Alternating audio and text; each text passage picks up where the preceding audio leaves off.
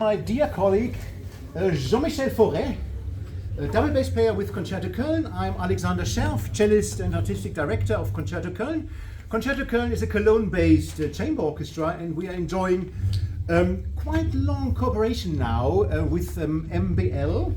And before we embark on a little CD tour of some of our latest recordings, let's have some live music. So this is a duetto for double bass and cello, obviously. Let's have some light. Maybe we can put some of those spots. Like this. So this is live music for cello and double bass by Wolfgang Amadeus Mozart. But let's tune a little bit.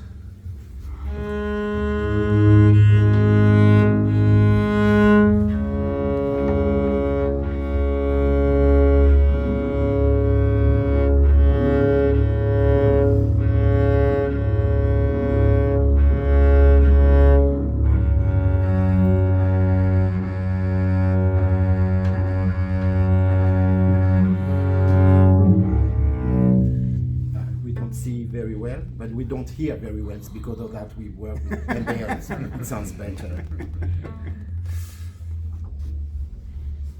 Jetzt ein bisschen.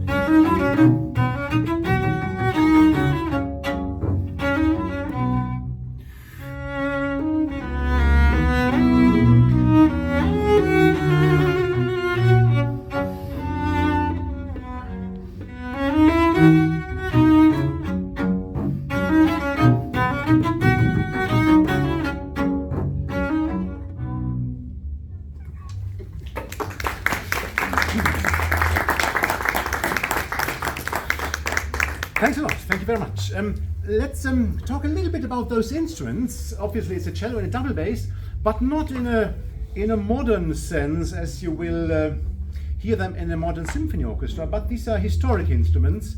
This is a cello dating from 1740, just about, and it's set up with gut string, Baroque bridge, and obviously no spike.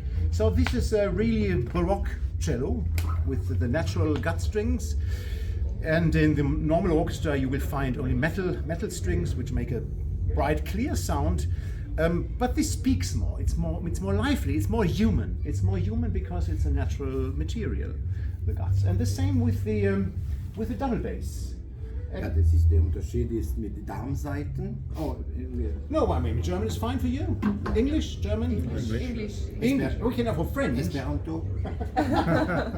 So Darmsaiten and gut strings, as it was until the Second World War, and as it was before. So it's for animals, that's more human, as you say. It's a richer sound. It's more overtones, not and as nowadays, bright. the orchestra has metal strings, so the advantage is louder, but it's cold. So you have to make extra more vibrato to vibrate. You see, like that. My metal string is cold, and you have to. But in Baroque music, in the repertoire we play, 17th, 18th century, the vibrato is an ornament. So for modern instrument, you have to do that to make it more sensitive, more human. But it's if you make always that, is as you make an ornament on each tone. And on harpsichord for Couperin, it was like that. But in the later music, you cannot make ornament everywhere. You know, you cannot paint everything with little things. It would mean too much. So to play all music with the original instrument, it makes the sounds not only original but nicer to hear. Naturally, if you play bad, it stays bad. And it's better to play well on a modern instrument. But if you play well instrument in the style, it's easier to use the old instrument. So let's listen to one of the recordings of Concerto Köln. We did this recording as the first cooperation with MBL, with Jürgen Reis. Jürgen Reis, he's the chief engineer with MBL. And this recording dates back to, I think, 2011. So it's quite a long way we have done since that.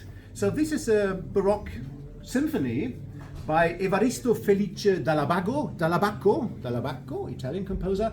And I'm always playing this in Munich because Dall'Abaco, he was born in Verona in Italy, but he moved to the Bavarian court. He was employed by the Bavarian King Emanuel in the first half of the 18th century. So this is music from Bavaria. So the first track, s'il vous plaît, merci.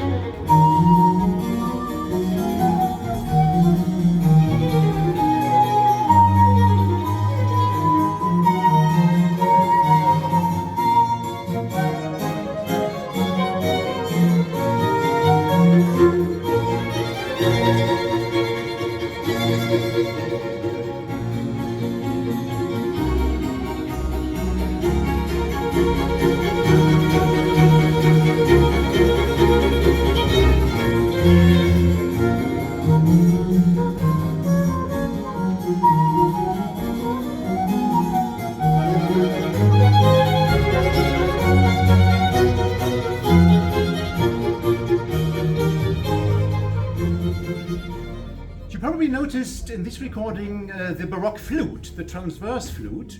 And this is not a metal one, a silvery shining flute from the modern orchestra, but it's a wooden one, mostly from ebony wood. And it makes a really mellow, a darker sound, which blends more with the Baroque string instruments. So this was music from the Bavarian court. And I think in the cooperation with Jürgen, there meet two philosophies which match very well together. So as musicians of Concerto Köln, we're convinced that the music with those period instruments sounds most likely as the composer had in his mind.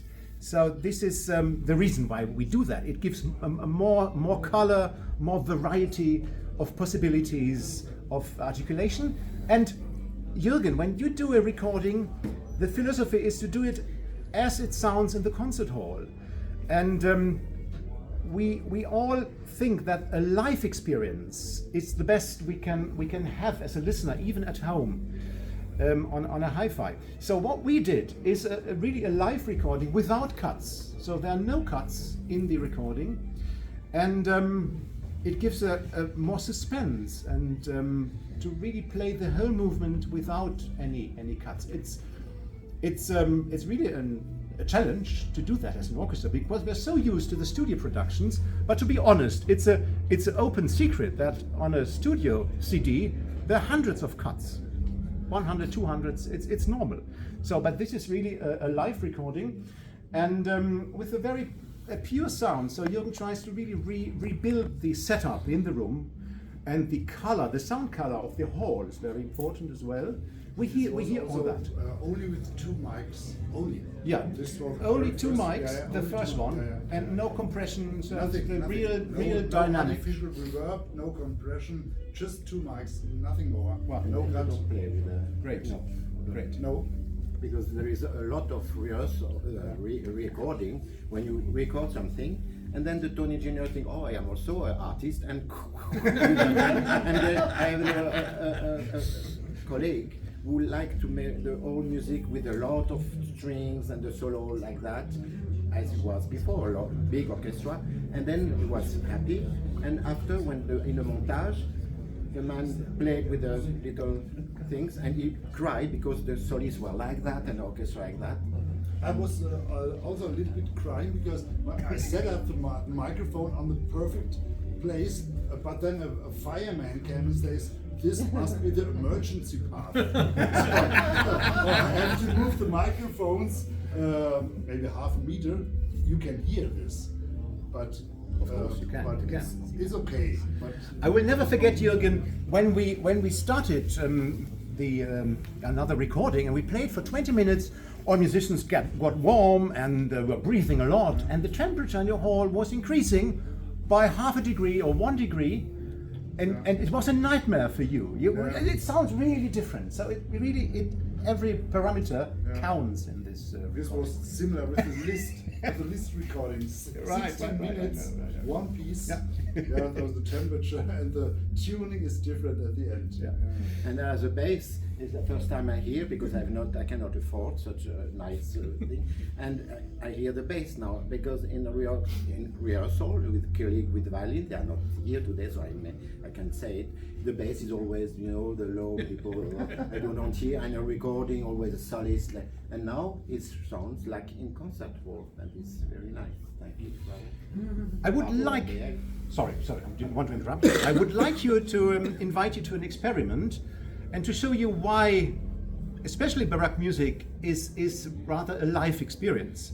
So I want to show you the idea of a Baroque rubato, a Baroque phrasing. So we think the notes the composer put on a piece of paper, just the black dots.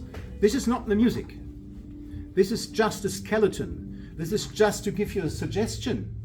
Just try out these lines and do something with it.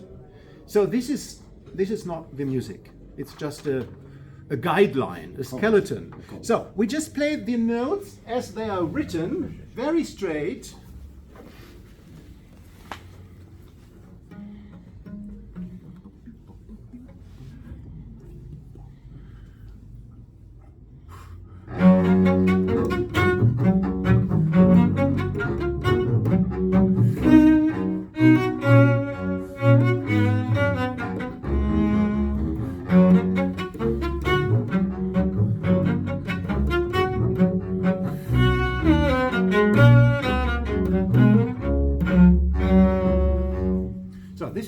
what the composer wrote. It's Bach, it's by Bach, a famous minuet.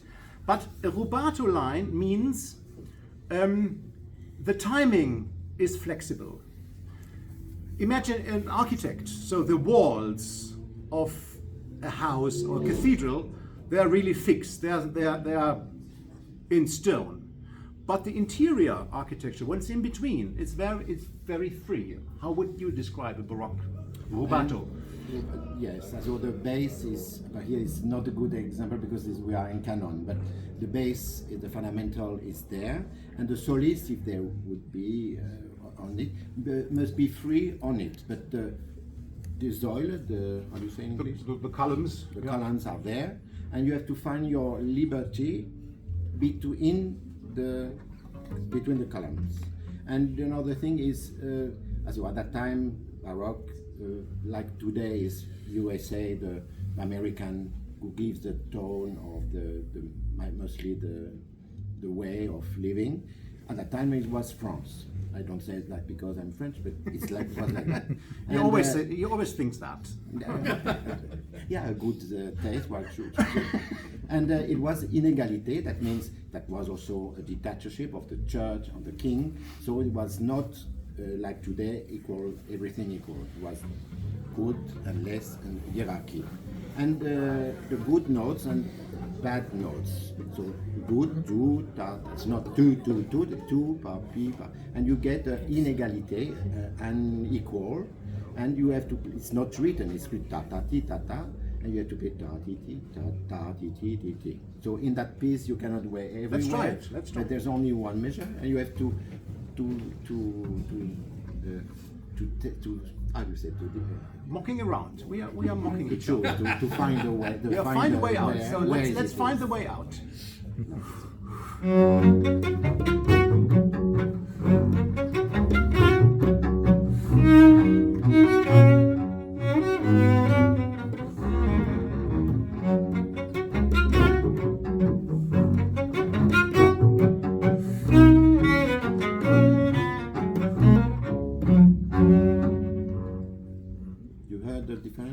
Something like that.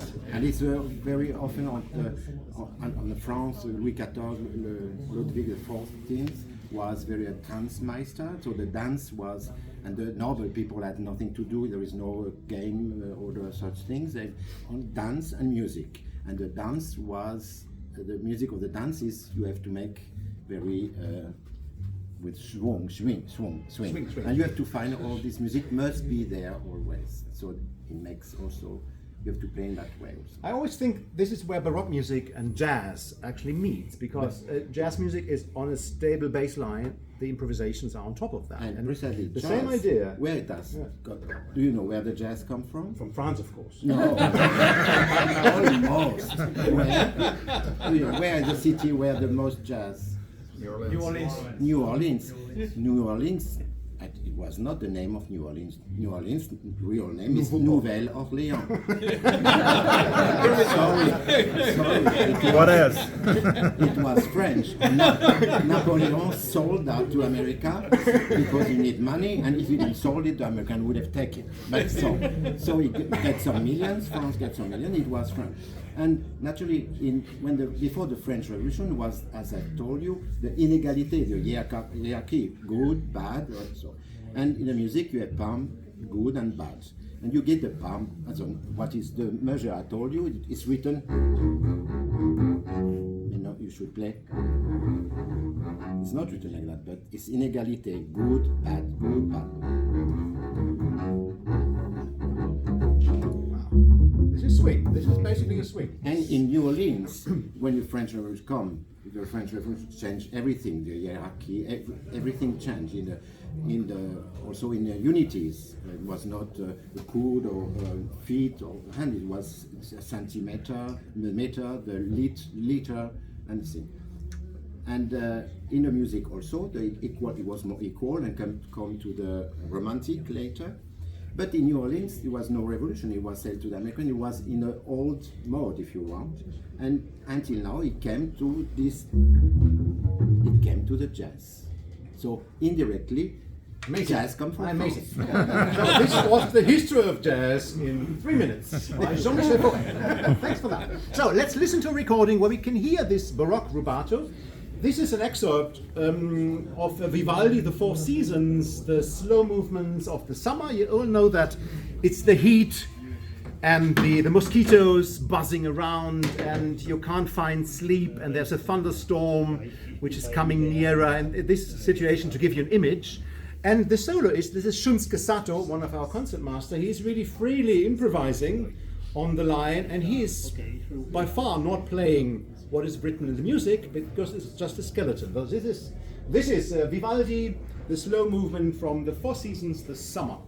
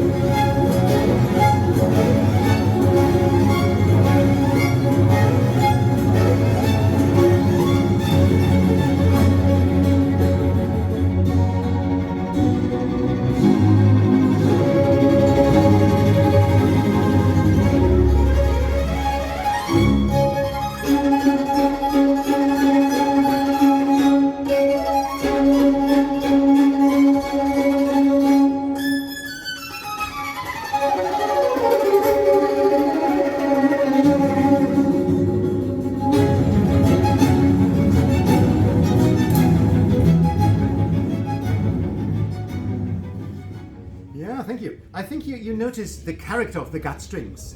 For instance, in the mosquito bit, so the usual sound would be like that. But with gut strings, you have the overtones.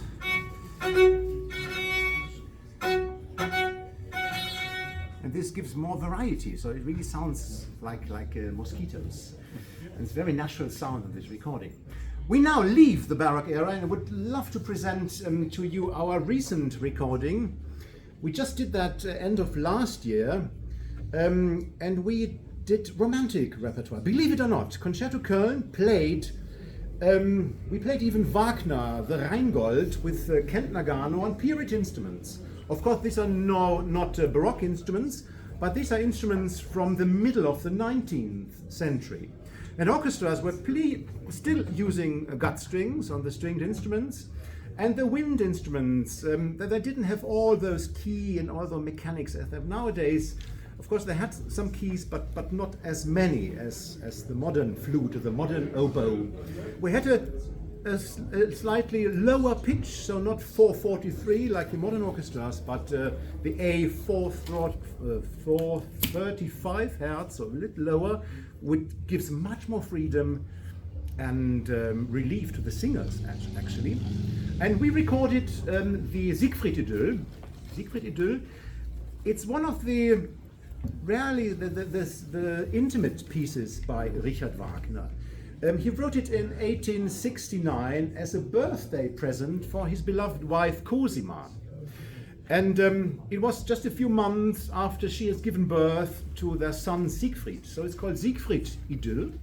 And it was performed in the Wagner House in Triebschen. This is Luzern in Switzerland.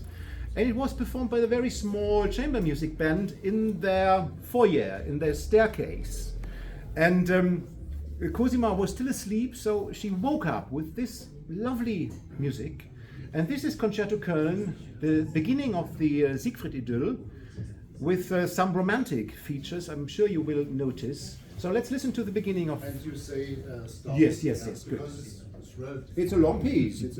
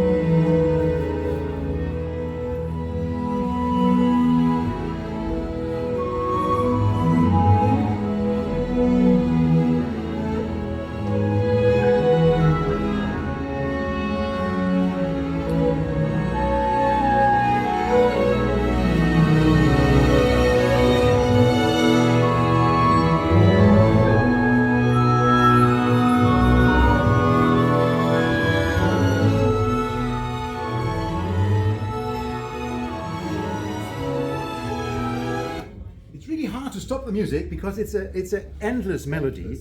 It keeps on, it keeps going, and it shows Wagner from a rather intimate side. We all know he was a strong character, not to say he was a bastard sometimes, and it's really a lovely music, a birthday present to Cosima.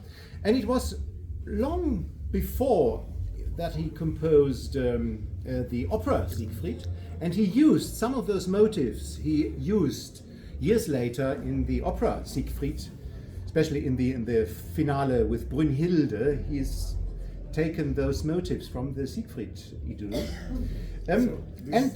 This is the Siegfried also? It's called the Siegfried? Siegfried idyll. Siegfried idyll. Idol. Siegfried idyll. It's a chamber music piece. And he took motifs from this Siegfried idyll to employ them in the Brünnhilde finale in the late, but the opera is later, it's years later. And you notice a sound which is rather without vibrato.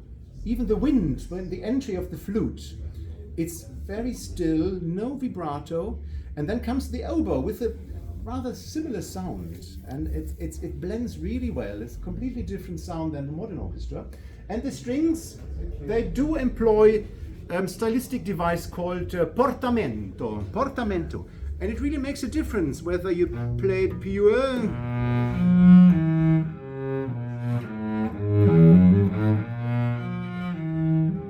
or if you join and slide into the notes.